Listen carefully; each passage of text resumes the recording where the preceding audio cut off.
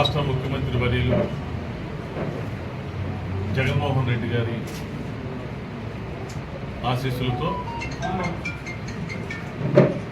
Chilakaluripet YSR Congress party assembly నియోజకవర్గ అభ్యర్థిగా నన్ను ప్రకటించినందుకు ముందుగా మా ప్రీతమ నేత మా జగనన్నకి హృదయపూర్వకమైనటువంటి ధన్యవాదాలు కొద్దిగా తెలియజేస్తున్నాను. అదేవిధంగా నా నియామకానికి సహకరించినటువంటి శాసన మండలి సభ్యులు పెద్దలు, గతంలో గుంటూరు జిల్లా వైఎస్ఆర్ కాంగ్రెస్ పార్టీ అధ్యక్షుడిగా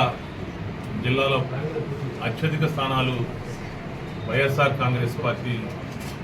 గెలవడంలో తన వంతు కృషి చేసినటువంటి పెద్దలు గౌరవనీయులు మర్రి రాజశేఖర్ గారికి, అదేవిధంగా రీజనల్ కోఆర్డినేటరు అయోధ్యరామిరెడ్డి గారికి, ఇతర పెద్దలందరికీ కూడా మరొకసారి నా హృదయపూర్వకమైన ధన్యవాదాలు కృతజ్ఞతలు. ఈరోజు చిలకలూరుపేట నియోజకవర్గానికి సంబంధించి రేపు 30వ తేదీన శనివారం ఉదయం 10 గంటలకు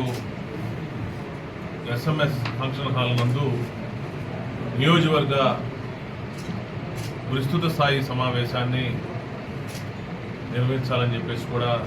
మరి పెద్దలందరూ కూడా నిర్ణయించడం కూడా జరిగింది. అదేవిధంగా ఈ రాష్ట్రంలో జగన్మోహన్ రెడ్డి గారు ఈ రోజు నుంచి ఇడుపులపాయ రాజశేఖర రెడ్డి గారి యొక్క సమాధిలో దగ్గర ప్రార్థనా కార్యక్రమాలు నిర్వహించిన తదుపరి ఎన్నికల ప్రచారం మరి నిర్వహించడం జరుగుతూ ఉంది. ఈరోజు ఈ రాష్ట్ర ప్రజలు మరలా జగన్మోహన్ రెడ్డి గారిని ముఖ్యమంత్రి చేయాలి, మరలా సంక్షేమాన్ని ప్రతి ఒక్క గడప గడపకి మనం తెచ్చుకోవాలి అని చెప్పేసి ఈ రాష్ట్రంలో ఉన్నటువంటి 80% మంది పైచిలుకు ప్రజలు ఈరోజు ఎదురు చూస్తూ ఉన్నటువంటి పరిస్థితి. ఈరోజు మనం చూస్తూనే ఉన్నాం, జగన్మోహన్ రెడ్డి గారిని ముఖ్యమంత్రి పదవుల నుంచి దింపాలి అని చెప్పేసి ఎన్నో రాజకీయ పార్టీలు, అంటే తెలుగుదేశం పార్టీ కావచ్చు, ఇటుపక్క భారతీయ జనతా పార్టీ కావచ్చు, ఇటుపక్క జనసేన పార్టీ కావచ్చు, అన్ని రాజకీయ పార్టీలు కూడా కలిసి మీద మరి దండెత్తి ఈరోజు జగన్మోహన్ రెడ్డి గారి మీద అసత్యమైనటువంటి ఆరోపణలు చేస్తూ వాళ్ళు ఎన్నికల ప్రచారం నిర్వహించడం జరుగుతాం. మరి దానికి తోడు 3 పార్టీలు కూడా కలిసి ఒక మహాకూటమిలాగా ఏర్పడిన తర్వాత చిలకలూరుపేట నియోజకవర్గంలో ఈ మహాకూటమి బహిరంగ సభ కార్యక్రమం నిర్వహిస్తే కనీసం ఆ బహిరంగ సభ 3 పార్టీలు కలిసి నిర్వహించినా కూడా సక్సెస్ కాలేదు. జనం వాళ్ళు ఊహించినటువంటి తరహాలో, వాళ్ళు ఏర్పాటు చేసినటువంటి తరహాలో కూడా జనం రాలేకపోవటం జగన్మోహన్ రెడ్డి గారి ముఖ్యమంత్రి కావడానికి ఇదే పెద్ద నిదర్శనం అని చెప్పేసి కూడా నేను చెప్తా ఉన్నా. ఎందుకంటే దానికి ముందు వారం రోజుల ముందు ఇదే మేదరమెట్ల దగ్గర ఒక జగన్మోహన్ రెడ్డి గారు వస్తున్నారు, ఇది వైఎస్ఆర్ కాంగ్రెస్ పార్టీ సమావేశం అని చెప్పేసి ఒక సిద్ధం సభ ఏర్పాటు చేస్తే సుమారు 12 లక్షల మంది పైచిలకు ప్రజలు కానీ, కార్యకర్తలు కానీ, అభిమానులు కానీ కేవలం ఈ యొక్క 4-5 పార్లమెంట్ల నుంచే ఈ 12 లక్షల మంది జనాన్ని సమీకరించడంతో పాటు 12 లక్షల మంది జనం వచ్చారు అంటే జనం ఏ విధంగా జగన్మోహన్ రెడ్డి గారి ముఖ్యమంత్రి చేయడానికి సిద్ధపడ్డారో ఈ రాష్ట్ర ప్రజలకి స్పష్టంగా అర్థమవుతున్నటువంటి పరిస్థితి. మరి అదేవిధంగా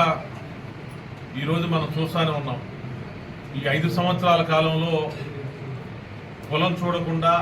మతం చూడకుండా, ప్రాంతం చూడకుండా, చిట్ట చివరికి పార్టీ అనేది కూడా చూడకుండా సంక్షేమాన్ని ప్రతి ఒక్క గడప గడపకి అందించేటువంటి ముఖ్యమంత్రి జగన్మోహన్ రెడ్డి గారు అనేది మాత్రం ఈ రాష్ట్ర ప్రజల యొక్క గుండెల్లో రాసుకున్నటువంటి పరిస్థితి. ఎందుకంటే గతంలో 5 సంవత్సరాల పాటు తెలుగుదేశం ప్రభుత్వం పరిపాలించినప్పుడు ఏదైనా ప్రభుత్వం సంబంధించినటువంటి లబ్ధి పొందాలని చెప్పేసి మరి రేపు 30వ తారీఖున ఈ యొక్క విస్తృత స్థాయి కార్యకర్తల సమావేశం కూడా నిర్వహించి మరి తర్వాత నుంచి ఎన్నికల ప్రచారం నిర్వహించాలని చెప్పేసి కూడా మరి పెద్దలందరూ కూడా నిర్ణయించడం కూడా జరిగింది. ఒకటైతే స్పష్టంగా చెబుతా ఉన్నాం, తప్పకుండా మా జగనన్న జెండా భుజాన పెట్టుకొని మా జగనన్న ఇచ్చినటువంటి సంక్షేమాన్ని ప్రజలకు వివరిస్తూ ఆయన చేసినటువంటి అభివృద్ధిని ప్రజలకు వివరిస్తూ తప్పకుండా ప్రతి ఒక్క గ్రామాన వాడన అదేవిధంగా డివిజన్ తిరిగి తప్పకుండా అందరినీ వైఎస్ఆర్ కాంగ్రెస్ పార్టీ ఫ్యాన్ గుర్తుపై ఓటు వేపించి ఇటుపక్క శాసనసభ అభ్యర్థిగా నన్ను అదేవిధంగా పార్లమెంట్ అభ్యర్థిగా అనిల్ కుమార్ యాదవ్ గారిని కూడా